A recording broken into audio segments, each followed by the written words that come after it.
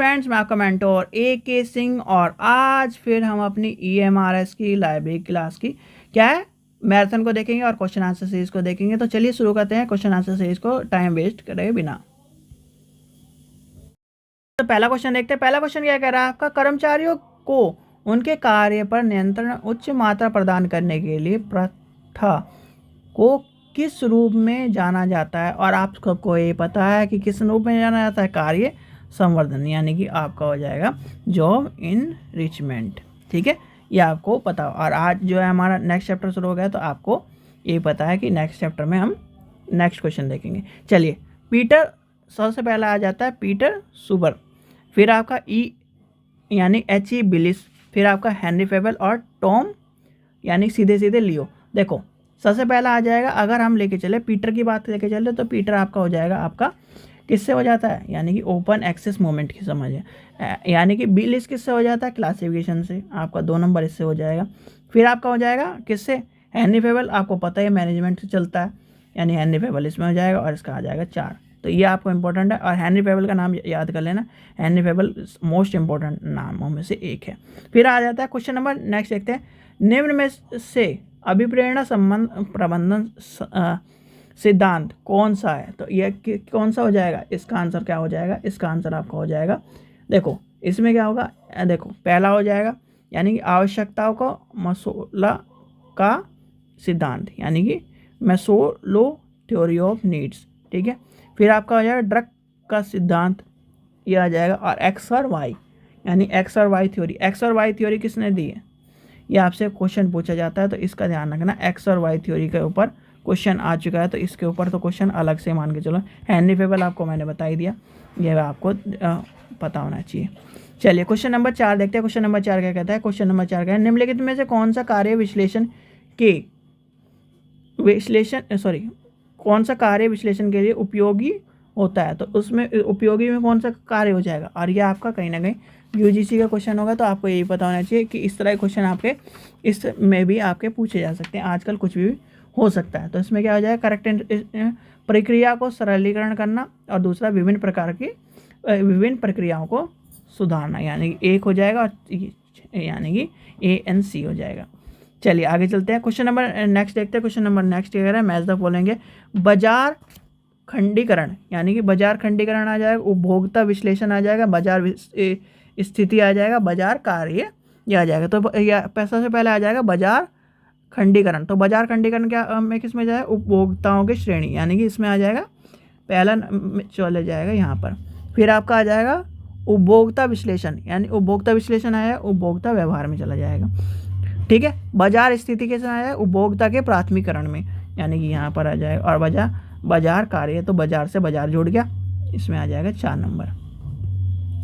चलिए आगे चलते हैं। क्वेश्चन नंबर नेक्स्ट देखते हैं। क्वेश्चन नंबर 6 देखते हैं, निम्नलिखित में कौन सा सी प्रबंधन विचारधारा है, यानी कि विचारधारा के ऊपर बात है, प्रबंधन के ऊपर मतलब मैनेजमेंट की बात कर रहा है, तो प्रबंधन आपको पता होना चाहिए।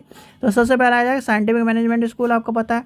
फिर आपका मानवीय बर्ताव आ जाएगा, फिर आपका क्लासिकल स्कूल। और इन तीनों के पितामह, यानी इन तीनों के जो जनक है वो भी आपको पता होना चाहिए कि क्लासिकल स्कूल का कौन है, साइंटिफिक मैनेजमेंट का कौन है, और यानी कि ह्यूमन बिहेवियर स्कूल कौन है। इन तीनों का नाम जरूर लिख के बताना, और जो भी स्टूडेंट पढ़ रहे हैं वो खासकर इस तीनों का नाम जरूर लिख के बताना। ये KVS में पूछे गए क्वेश्चन, NVS में पूछे गए और नेट में पूछे गए हैं, तो इसलिए आपसे मैं जरूर पूछ रहा हूँ।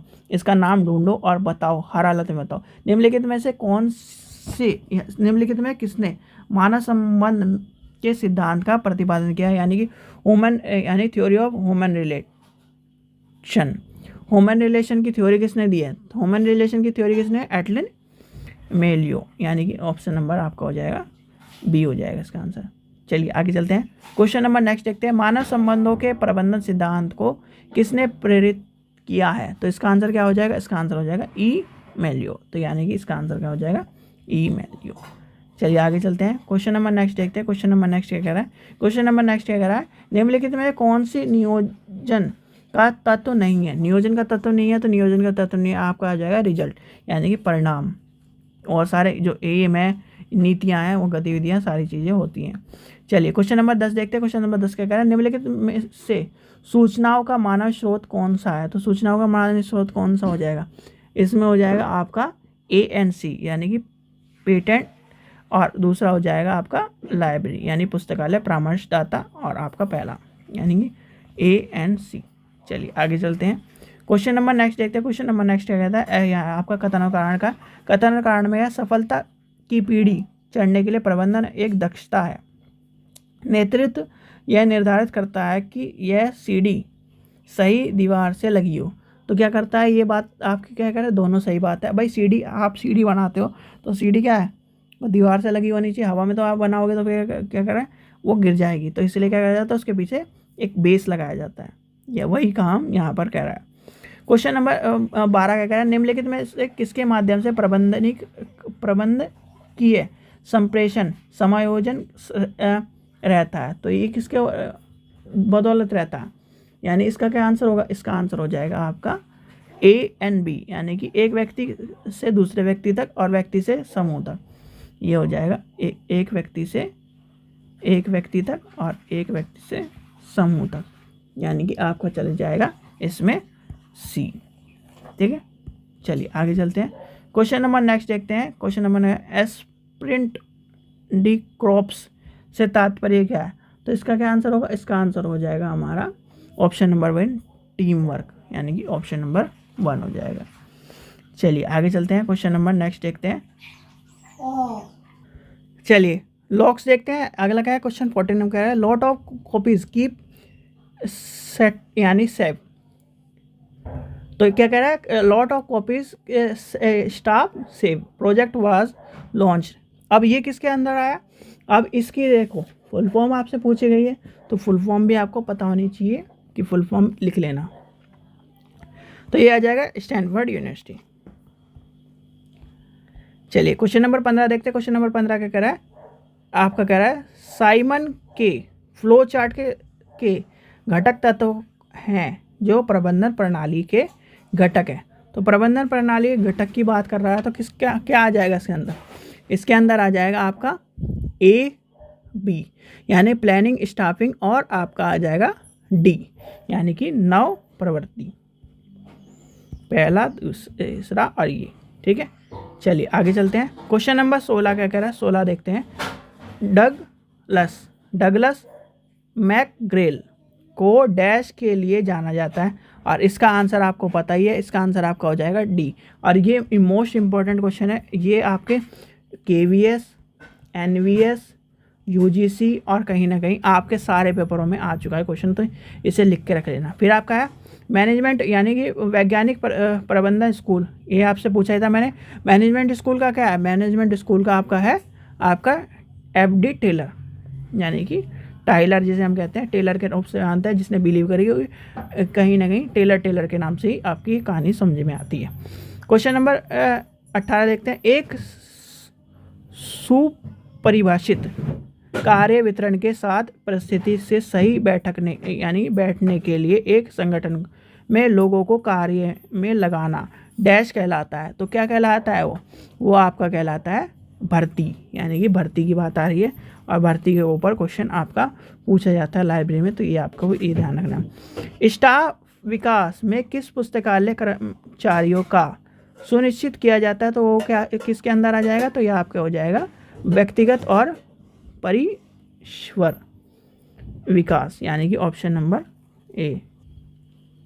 चलिए आगे देखते हैं, नेक्स्ट क्वेश्चन देखते हैं। नेक्स्ट क्वेश्चन क्या कह रहा है, क्वेश्चन नंबर 20 देखते हैं। सार्वजनिक पुस्तकालय स्टाफ के लिए अपेक्षित मुख्य गुण और कौशल हैं। तो कौशल क्या हो जाते हैं भाई, देखो जब कौशल की बात आ जाती है, आपको पता ही है कि इसमें क्या हो जाएगा, यानी समाज के विभिन्न सदस्यों के साथ संचारण करने की बात करें, संबंध स्थापित वाले, और दूसरा क्या आ जाएगा, प्रयुक्त की जानकारी की समझता की दक्ष, यानी कि 1 और 2 दोनों के दोनों हो जाएंगे, इसके अंदर आ जाएंगे। क्वेश्चन नंबर 21 क्या कह रहा है, क्वेश्चन नंबर 21 क्या है, निम्न में से कौन सा एक तकनीक है जो क्या कर रहा है, पुस्तकालय के अंदर व्यवसाय समवयस्क कर्मचारियों को प्रशिक्षित करती है, यानी समवयस्क कर्मचारियों को प्रशिक्षित करती है। तो वो हो जाएगा सम्मेलन, यानी कि सम्मेलन भागीदारी। ठीक है, चलिए आगे चलते हैं। क्वेश्चन नंबर 22 देखते हैं। प्रबंधन का एक महत्वपूर्ण पहलू है। प्रबंधन का एक महत्वपूर्ण पहलू क्या है? तो वो आ जाएगा सभी पर चर्चा, यानी कि सभी पर चर्चा हो जाएगी। इसका आंसर हो जाएगा ऑप्शन नंबर सी। 23 देखते हैं। पुस्तकालय में भर्ती की पेशेवर कर्मचारी यानी कर्मियों को प्रशिक्षित देने के लिए इनमें से किस तकनीक का इस्तेमाल किया जाता है? तो आपको जब बात आती है, जब आपको क्या करा जाता है, एक बात आती है, वो आ जाता है काम का चक्रीकरण, यानी कि ऑप्शन नंबर ए हो जाएगा इसका आंसर। चलिए आगे चलते हैं। क्वेश्चन नंबर 24 देखते हैं। प्रबंध यानी ज्ञान प्रबंधन से क्या तात्पर्य है? तो ज्ञान प्रबंधन से क्या तात्पर्य है? इसका आंसर क्या होगा आपका? Option number C. इसमें यानी इसमें सूचना प्रबंधन की सारी गतिविधि के साथ साथ कुछ ना कुछ और खास गतिविधि भी शामिल होती है, यानी कि ऑप्शन नंबर सी हो जाएगा इसका आंसर। क्वेश्चन नंबर 25 देखते हैं। शब्द अधिदिशा श्रृंखला यानी दिशा श्रृंखला इनमें से किससे जुड़ी हुई है? तो किससे जुड़ी हुई है? ये आ जाएगा आपका ऑप्शन नंबर डी, यानी कि गैंग प्लान, यानी कि गैंग प्लैक, ये हो जाएगा आपका, जिसे हम गैंग प्लान भी एक तरह से कहा जाता है। क्वेश्चन नंबर 26 देखते हैं। समय समय पर कर्मचारियों के काम का मूल्यांकन करने की तकनीक को क्या कहा जाता है? और ये इंपॉर्टेंट क्वेश्चन है, तो ये आता है प्रदर्शन मूल्यांकन। ठीक है, ये क्वेश्चन आपका आ चुका है कई बार, तो इस चीज़ का ध्यान रखना। क्वेश्चन नंबर 27 देखते हैं। मानव संसाधन योजना के विधियों एवं तकनीकों में सम्मिलित है, तो क्या सम्मिलित है भाई? जब सबसे पहली बात आएगी आपकी, क्या हो जाएगी? भर्ती आ जाएगी, यानी कि चयन और भर्ती हो गया। चयन और भर्ती के बाद आपका आ जाएगा, इसका आंसर हो जाएगा सेकंड, यानी कि प्रवेश स्थिति हो जाएगा। प्रवेश स्थिति के बाद आपका बच जाता है उसके परफॉर्मेंस की बात, यानी कि पहला, दूसरा और चौथा आ जाएगा इसका आंसर। चलिए आगे चलते हैं, थोड़ा सा और आगे चलते हैं। क्वेश्चन नंबर 28 देखते हैं। पुस्तकालय पदानुक्रम में कौन सी प्रबंधन स्तर नीतियों और कार्यान्वयन के लिए उत्तरदायित्व है? यानी कि in the library hierarchy which level of management is responsible, किसकी बात कर रहा है? तो जब रिस्पॉन्सिबल होगा तो उसके लिए कौन सा रिस्पॉन्सिबिलिटी होती है? तो वो हो जाती है आपकी, यानी कि माध्य स्तर, यह आ जाएगा option number 1। Question number next देखते हैं। क्वेश्चन नंबर नेक्स्ट क्या कह रहा है? निम्नलिखित नेतृत्व शैली में से कौन सी प्रवृत्ति प्रबंधन के साथ प्रयास एवं सम्मिलित हेतु उपयुक्त होती है? तो वो कौन सी होती है? तो वो आ जाएगी आपका 2 नंबर, यानी प्रबंधन की प्रणाली, और प्रबंधन की प्रणाली के बाद आ जाएगा मैनेजमेंट, यानी कि प्रबंधन। ठीक है, लास्ट देखते हैं। आज लास्ट का क्वेश्चन है, यानी लास्ट क्वेश्चन आपका देखते हैं। कौन सी कमीशन ने महाविद्यालय में कुल बजट 10% पुस्तकालय विकास के लिए सिफारिश करी थी? तो ये आपका क्वेश्चन इंपॉर्टेंट है और ये कई बार पूछा गया है, तो आपको पता होना चाहिए। कोठारी आयोग की कमीशन है, और कोठारी आयोग कब आया था? 64 में, यानी कि 1964 में आया था, और ये इंपॉर्टेंट क्वेश्चन है, तो इस चीज़ का ध्यान रखना। ठीक है, चलिए आशा करता हूँ आपको वीडियो पसंद आई। वीडियो पसंद आई तो लाइक करें, चैनल को सब्सक्राइब करें, वीडियो ज़्यादा से शेयर करें। Thank you.